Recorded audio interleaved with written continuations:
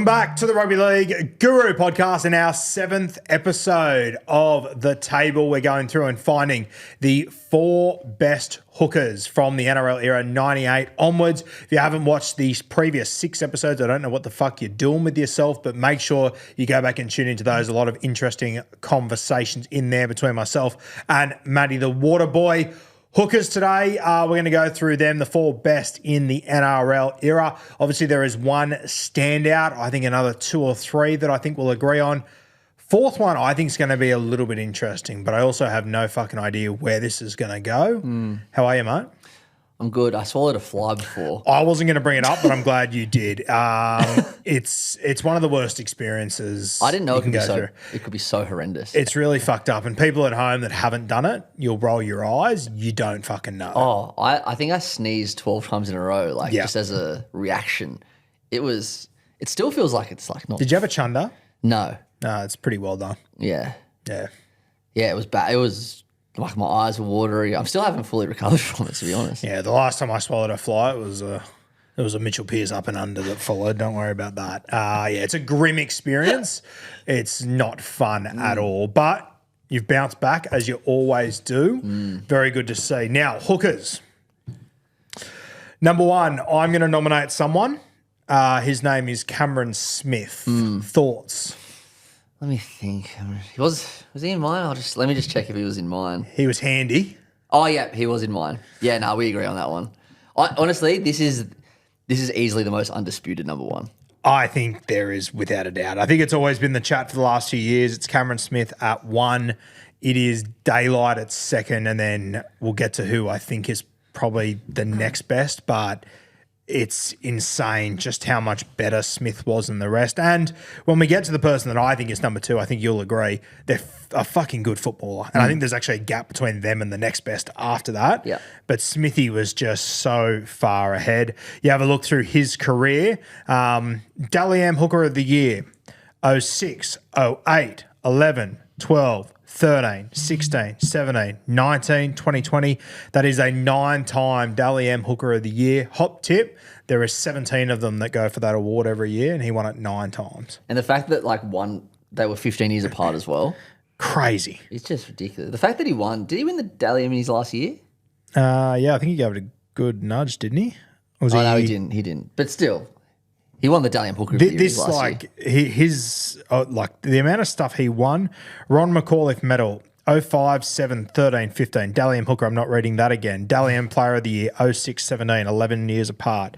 Dally M Rep Player of the Year, 07, 11, 13, 16. Golden Boot, 07 and 17. Wally Lewis Medal, 07, 11, 13, 16. Hooker of the Year for the international stuff, 08, 09, 11, 12.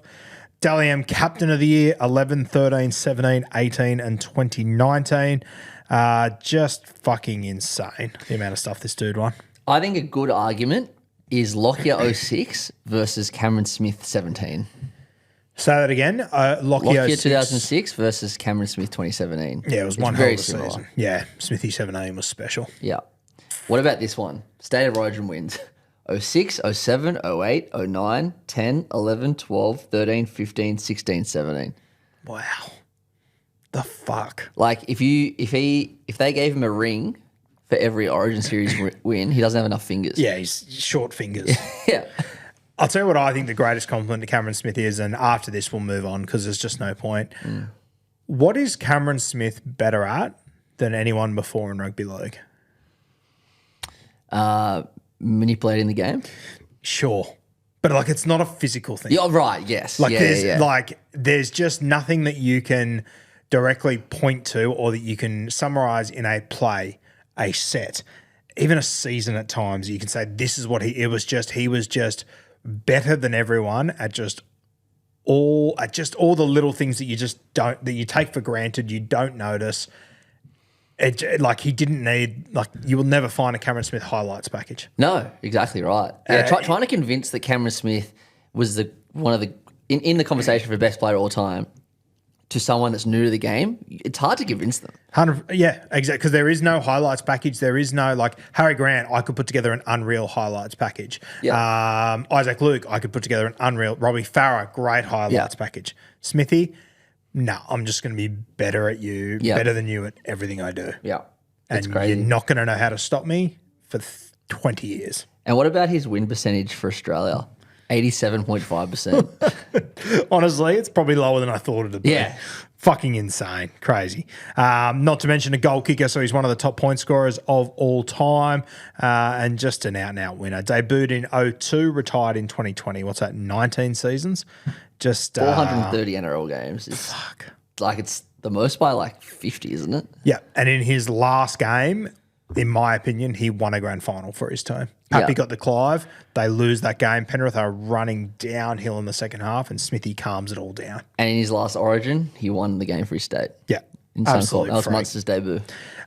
He is going to finish as number one. The last thing I would like to mention with Smithy, in his first season, 2002, he only played 2 games of football. In his last season in 2020, he only played 19 games of football because that was the COVID-affected year.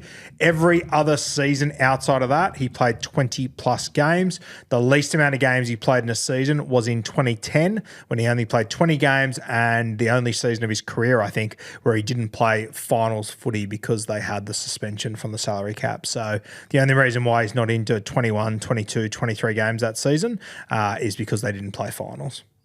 Fucked up. Like, it's just ridiculous. I don't remember him being injured once. Ever. No. Well, the only reason why he's not playing 26 games a year is because he had to play Origin. Yeah. And he would miss out on 3 games a year there. That's the only reason why he's not, although none of those seasons, like the most that he ever played, 2009, he played 25 games. And they obviously went all the way to a grand final. Just crazy. Unbelievable. Smithy, he will take number 1 seat at the table, and it might be like a golden seat at his table. Yeah, it's undisputed. Yeah, and I don't think, like, no one disagrees either. Number 2, who do you want to put up? Darius. Yeah, nice. I think Bedsy is number 2. I think there's a gap between 1 and 2, obviously. Poor old Bedsy, I think the story goes, missed out on a Kangaroos tour because he was getting married. Something like that, yeah. Something like that, and he just never got the jersey back. Yeah. Insane. Great player, Bedsy. But, yeah, I find it very hard to put anyone in front of him. Yeah, started as a half. Eventually they moulded him into a hooker. He was there during 97, but he wasn't part of the team that day. Yep. He got his premiership in 2001, but just one of the toughest players I've ever seen. Yeah, when you talk about sort of pound for pound toughest, Danny Badiris right up there with the best of them, and just a fucking good footballer as well. Good footballer, and actually Kat and I were speaking before this, like we're talking about like the nicest people we've come across in the game so far. Danny Badiris is number 1. Number 1. Number 1. It's him versus Jake Trbojevic. Yeah, okay. I haven't had anything to do with Bedsy, but I've never heard anyone say a bad word about him. Yeah. I think as well, like, you know, he was the captain of that 05 Origin side that Joey came into. A fantastic leader who I wonder if Badiris, I still think it'd be Smith, but I wonder if Badiris came along in a different era to Smith, what the conversation would look like then. Because then he'd be the guy that had finished with 50 Kangaroo caps. He'd be the best hooker for 12, 15 years. I still think Smith's obviously a better player, but it would have been interesting if they were in 2 different eras. Yeah, definitely. One of my favourite moments ever in Origin is when Blues kicked off and the ball found the turf somehow, and then Webke took the hit up and he got out of the in-goal, but Badiris just said, "Follow me, boys," and just charged and just threw everything at him. He barely made a dent to him, but it was just like, that's just the attitude he had. And I think the first contact was on the try line. Yeah, it was, yeah. It was fucking unbelievable. To get down 50 metres in that time and then brace yourself for contact with Shane fucking Webke. Yeah. Insane. Yeah. Just an out-and-out leader. Danny Badiris, one of the great guys in our game. Number 3, I am going to nominate one of your all-time favourites, Isaac Luke. Yes, he was my number 3 too. Yeah, good. It's a bit of a weird one with hookers. Like, no, there aren't that many that jump out of the ground. Like, I've got guys like Benny Elias, Steve Walters all time, but they're obviously not part of this era. I also just think Cameron Smith just took a fucking sledgehammer to so many careers and knocked them down. But I think Isaac Luke at his peak, which was for a long time, to be fair, he played very differently to Smithy. He was a running 9, and his physicality in defence and not a big talker, but would just lead by example constantly. Yeah, he's one of the in defense would just smash blokes left, right, and center. And the one thing I loved about Isaac Luke was he always seemed to beat the markers, get out dummy half. Yeah. But like that's not beating the markers. He just knew when to run every time. His decision making was unbelievable, and he was like I'd have him in my Mount Rushmore of best ever South players since I've been watching. Yeah, wow. Like he's that good. It is a disgrace that he missed that grand final. A disgrace. And in my opinion, he's got a ring because he was instrumental in getting us there. One of the great nicknames too, Bully. Love it. Do you know why I got that nickname? Why? Apparently,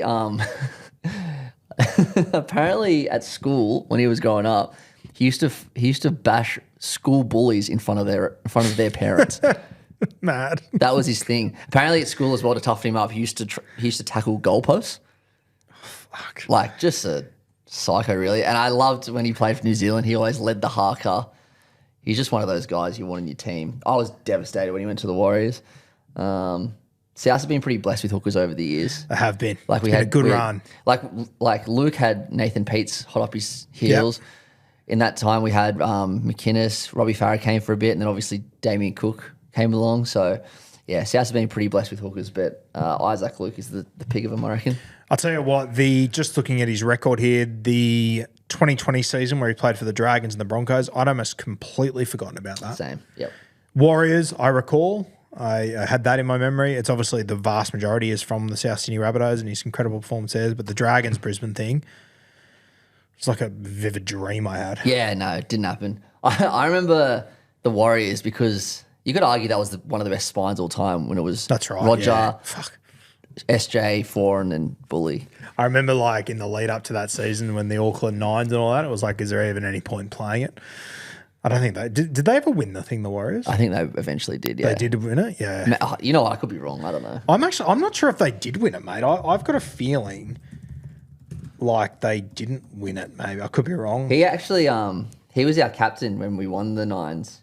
Yeah, you're right. They never won. Yeah, they never won it. It was essentially the SJ Cup, and they never managed to win the fucking thing. The Cowboys won it twice. The Rabbitohs won it once. The Roosters won it. Wow, there was only 4 of them. I thought there was a lot more than that. 5. 5? Cowboys, South, Para, Roosters, Cowboys. Oh, sorry. Para had theirs taken off them, didn't they? Oh, yeah, that's right. Yes, 5. Imagine getting stripped of the Nines. They got stripped of the Nines title. So lame. Then got a spoon and were told they were over the salary cap. So fucked up. It's the most Parramatta thing of all time. Getting stripped of the Nines is so unnecessary. But yeah, the Warriors, the only team. They made a grand final, but never won one. 2016. Well, they lost to the cheating Eels. They lost to the cheating Eels. Fuck that. Good God. Wild. Yeah. Where were we? Isaac Luke. Yeah, he was the captain of South when South won the Nines in 2015. I was actually there. So it was a fluke that South won. It was awesome. What about as well 43 games for New Zealand across 10 years? I remember remember when Sam Burgess had that punch on with Steve Matty? Yes. I think it was that fight. It might have been a different one, actually. It was either that or against the Roosters. And someone tagged Isaac Luke and said, "Why didn't you jump in?" And Isaac Luke replied, "I would have if it was Reynolds, but Burgess can look after himself." That's mad.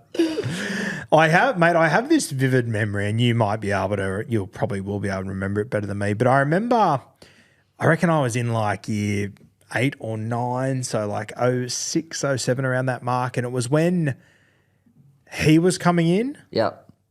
Maybe Joey Williams.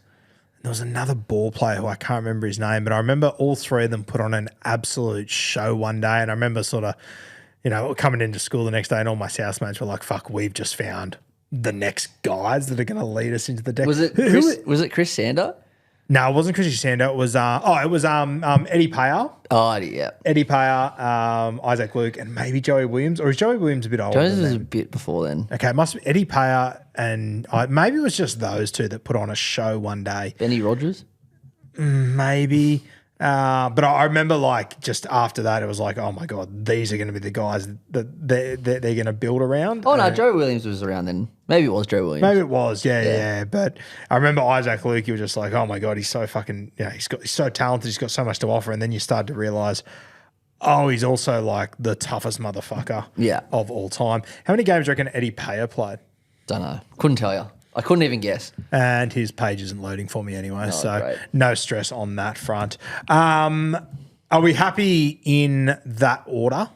Yeah, I think that's a clear order. If it's those three, that's the clear order. That's the clear order? Okay.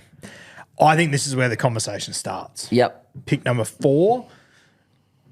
I've got 4 names here that I could choose from. I've got one that I've settled on, but I think it is a little bit controversial. What have you got? You've got 4 names. I've got 4 names that it wouldn't shock me if you said any of these 4.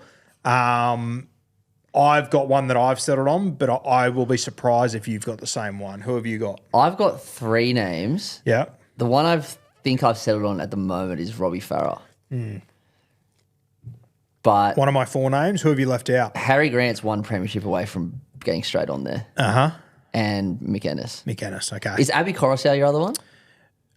No, my other one's actually Jake Friend. Oh, that's a good one, yeah. Yeah, I just think Friendy, to be fair, I think he'd be my 4th one. Yeah. But I'd have him in that sort of echelon. Yeah, that's a good one. Mate, my 4th choice for hooker, I understand he hasn't achieved as much, but just eye test, I think Harry Grant's the best hooker out of them. I think he is too. I just think I've got to give the rest of them on comms. Yeah, So very fair. 100% very fair. And you would go Farah over Ennis? Oh, it's so tough. Like, it's another thing we'll talk about on Friday. It's like they had that rivalry. Yeah. I think Farah's origin career puts him above, but like, I don't know if Farah had a 2-year period like Ennis did in 15-16. That's fair.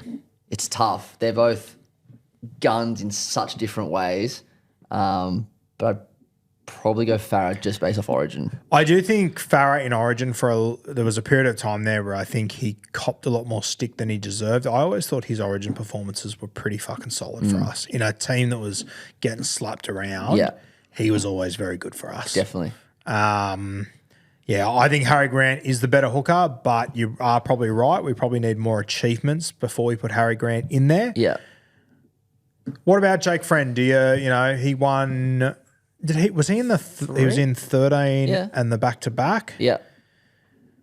3 premierships, obviously hard to go past. I think he would have played a lot of Queensland football if Cameron Smith didn't exist. Yeah. So I think he's the other one that probably deserves some conversation. I think defensively he was the best out of all of them. But I just think I personally don't think Farah was that far behind him in defence though. But I just think Farah just had so much more to offer in attack than the other two. I think Ennis is probably the balance of both of them. Yes. But I think for Farah's like the highest in both attributes, like evened out, I reckon. But Friend is a good shout. If Melbourne won last week, is it a conversation for you? For me, it's not. I think Harry Grant would just be my automatic 4th. He kind of was coming into this. He'd be my 4th, but it'd still be worth a conversation. Okay. But now he doesn't want to comp yet. Yeah. Which is actually wild to me. Yeah. I forget that he wasn't there in 2020. Obviously, Cam Smith was there, but it's just like, he just seems like he's been there for ages. Isn't that crazy to the credit of Harry Grant that it's like, okay, he's been a first grader for 21, 22, 23, 24, 25, 5 years without a comp. We're like, it's fucking bizarre. Yeah, I know. It's wild. Yeah. He's the captain of the Melbourne Storm at a very young age, going to have a big career ahead of him. He will eventually jump into that. Let me ask you this. How high can Harry Grant get? 2. Get to 2? Yeah. Yeah, I think he can get to 2. I think he'll get to 3 in the next 4 or 5 years, personally. Yeah. And I think by the end of his career, he can get to 2. I don't think he can get to 1, though. I don't think he's getting to Cam Smith. Yeah. Personally. All right, so the guys that we didn't put in there, wait, who did we settle on for 4? Harry Grant or Farah? Oh, I went Farah. Farah? Yeah. I'm happy to go Robbie Farah for now. And so the guys that just missed out, Ennis, Farah, Friend. As far as guys outside of that who are still playing today who we think could get in there, take Harry Grant out, obviously. It's interesting. Appy and Kenny have both won 2 comps each. Well, Appy's won 3. Oh, he has too, hasn't he? Oh, yeah, well, it's Appy then. Yeah. Yeah, for what he did at South Sydney. I forgot about that. Yes. That's Isaac's ring, though. It is Isaac's ring. Yeah. But no, Appy did a great job. Yeah. So it's Appy's ring. I take that back. But yeah, it's Appy. Who do you think's more likely to break into this group, Appy or Kenny? Well, Appy's better, I think. Yeah, but if I was to bet on who's going to win more premierships for the rest of their career, I think Kenny's going to be Probably. I think you're at odds to bet on Appy. Is But Kenny ever going to play Origin though? Yeah, I don't know. Well, probably not. And I think the reason for that is probably the next name I'm going to mention. I think Blake Brayley could be a good shout too. Yeah. Been very consistent for a long time. I'm very keen to see guys go into rep football or go on kangaroo tours and come back an even better player. I'm very excited to see Blake Brayley after he's spent a few weeks with Harry Grant and those top echelon guys. I think it'll be enormous for Cronulla next year. I'm keen to see Brayley versus Robson shootout for Blues number 9 next year. Yeah, and for me, I think Robson is chasing right now. I agree. I think it's Brayley's jersey. I agree. I think he's just more suited. I think all the good stuff that Robson does, I think Brayley does that as well with heaps more attacking upside. And Brayley's defense is so underrated. Yeah. He doesn't Very miss underrated. tackles. Yeah. And he's so football durable. games too. Yeah, okay. So you've got Appy as the next most likely to get in there. Just because he's won the 3 comps, Yeah, very fair. But then again, there's not much more he can achieve unless the Tigers somehow win the comp when he's there, but I don't think they will. Yeah, I think that's going to be pretty tough. And like going. he's Fiji, so I don't think they're going to win a World Cup either. So he Yeah, probably it's hard hasn't. for him, isn't it? Probably Yeah. hasn't. Yeah. Kenny, Brayley, any other hookers that you want to give a little nod to before we? Anyone else that jumps out? It's hard. There's only been 3 hookers that have won comps in the last 7 years or whatever, which makes it pretty tough. Yeah. Yeah, I don't think so. Yeah, no one else really jumps out to me either. So our 4, Cameron Smith at 1, Danny Badiris at 2, Isaac Luke at 3, and we're going Robbie Farah at 4. I think Damien Cook's one of the best hookers to not win a comp. Yep, I think that's fair. Yeah, he's been fantastic for a long time. Damien Cook. And like superb for New South Wales. Yep. He was unreal in his at his peak there. He was fucking incredible. I like that 4. Yeah. It's hard hooker. It's just there is such an outlier there. Yeah, I know. It's It's crazy. just so much bigger than any other position that can't be ignored. But Smith, Badiris, Isaac Luke, Robbie Farah, we've got Harry Grant very, very close. I think it's a matter of time until Harry Grant does jump in there. And then it's actually not a question of when Harry gets in there, it's how high does Harry get. For sure. Which I think, as we both said, can get as high as number 2. Appy, probably the guy to watch there. Then I think Kenny and Brayley are going to be good watchers there as well. Hooker, short and sharp. Nice. I Love it. like that. They felt short and sharp anyway. No idea. Much the same? Yeah, good. Oh, yeah, that's pretty good.